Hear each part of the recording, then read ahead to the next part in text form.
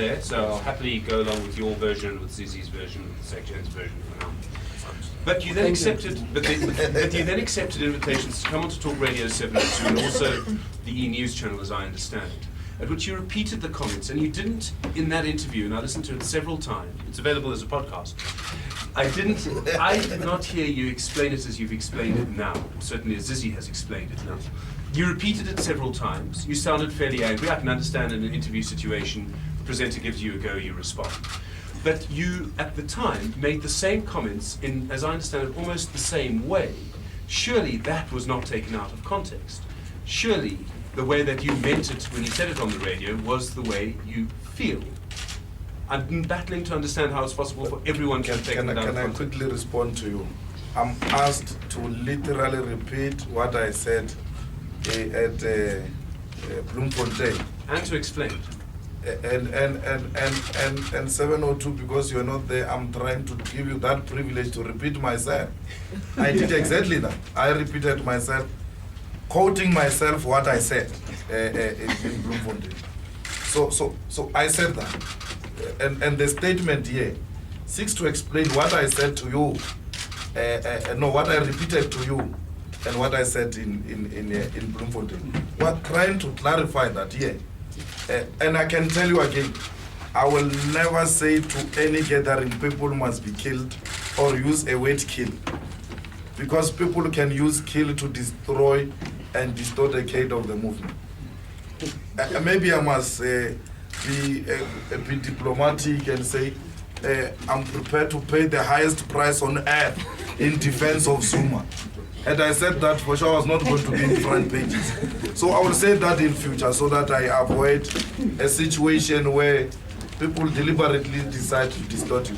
But the highest price we're prepared to pay, TG, for Comrade JZ.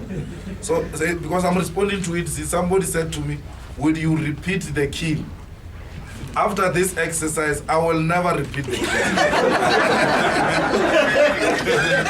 I will never repeat the kill. I will find a creative way of saying, I will do everything in my power to defend Zuma.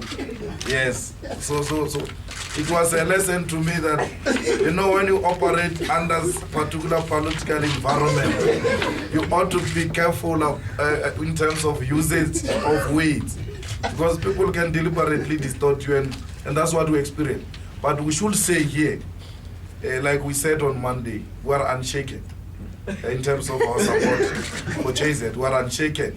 Whether this issue is in the front pages or not, it will never shift our focus.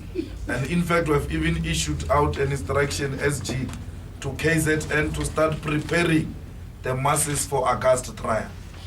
So there is work in progress. We are going to support the president of the ANC.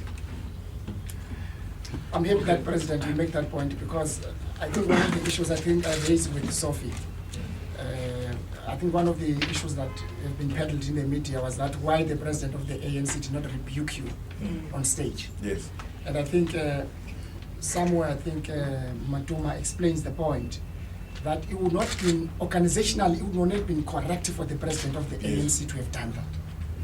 To rebuke, because Julius was speaking on behalf of an organization. And the relationship between the ANC and the organization may not have allowed that. I'm happy when you report here that the president of the ANC did speak to you after that. Yes. In relation to that statement. But that issue, obviously, it's not an issue that we would have raised. No, it was between me and the president. I'm giving you a privileged information. And we must tell you that even that information, we took time to agree that he must say it here last night. That should we say to this media, and I'm saying to you, ladies and gentlemen, this is where we come from. It's not like we're in a soap, everybody who must be condemned, like without any acknowledgement of procedures of organization. Yes. The Youth League is an organization, autonomous, independent in terms of its articulation of policies. To an extent that it contradicts the ANC, occasionally the ANC will meet with the Youth League to say, here you have overstepped the policy. And that's why to the ANC, even the NWC on Monday, will look on those issues. And I'm saying that to an extent where we are now, we are happy between how the Youth League and the ANC has come to understand each other in relation to the state. Sure.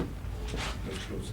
Ladies and gentlemen, thank you very much. And the last time you came in these numbers, it was when the president now of the ANC was released as a vice president of the country. Thank you very much for coming.